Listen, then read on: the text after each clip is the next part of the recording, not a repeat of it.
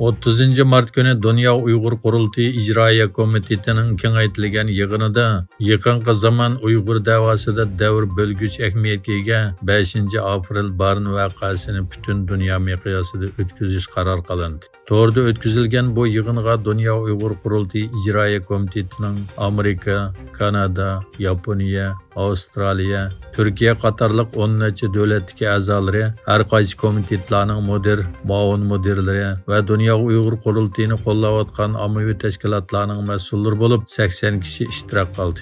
Yig'inda 4-oyning 5-kuni Barn voqeasini xotirlash va 4-oyda Amerikada o'tkaziladigan faoliyatlar to'g'risida muzokara bo'ldi. Ko'pchilikka ma'lum bo'lganidek 1990-yili 4-oyning 5-kuni Qashqar Oqto noyisiga qarashliq Barn yesida bir qism yoshlar Xitoyning planliq tug'ut nomida Uyg'urlarni yo'q qilish siyosatiga norozilik bildirib qo'zg'alganda qonliq bostirilgan edi. Xitoy O'rta Osiyo turk davlatlariga iqtisodiy jihatdan ta'sir ko'rsatish planini jimjit ilgari surmoqda. Xitoyning yangi planiga asosan Xitoy O'rta Osiyo hamkorlik mexanizmi katibat boshqarmasi yo'lga qo'yildi. Yegilishicha Xitoyning O'rta Osiyo davlatlariga qaratgan yangi plani bo'lgan Xitoy O'rta Osiyo hamkorlik mexanizmi katibat boshqarmasi Xitoyning g'arbiy shimoldagi muhim shahar Shanxi o'lkasining Xian shahrida yo'lga qo'yilgan.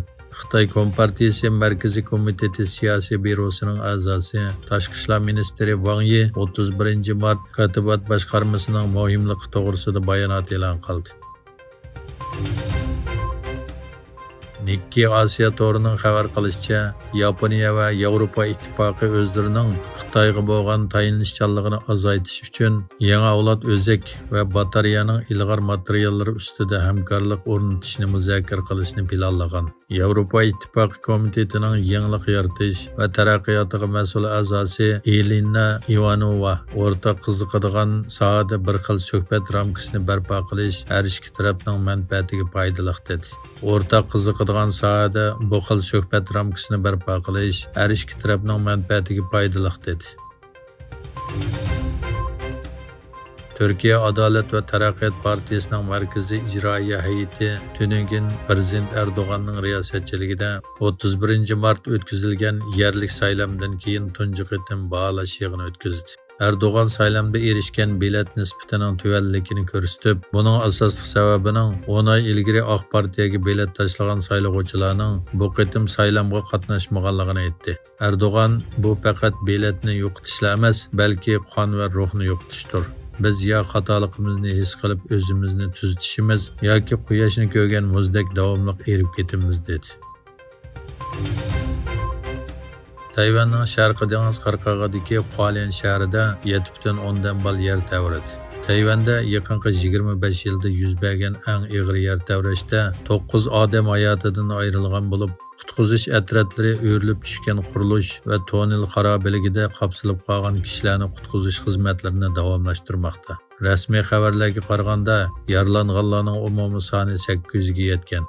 Yaponiya meteorologiya organi yer tavrishining darajasini 7,7 deb xotirlab, Okinawada kichik dengiz shovqini borligini xabar qildi. Filippin amaldorlari dengiz qirg'oqlaridagi kishilarni tarqoqlashtirishni talab qildi. Yer tavrash Xitoyning Fujian o'lkasi va Shanxaygacha ta'sir paydo qilgan. An'ana bo'yicha Ramzonda Oqsaroyda o'tkazilgan iftor ziyofatiga taklif qilingan musulmon fikr rahbari G'azza urushi sababidan taklifni rad qildi. Ishtirok bo'lmaganlikdan faoliyat tuvan darajalik yig'inga aylandi.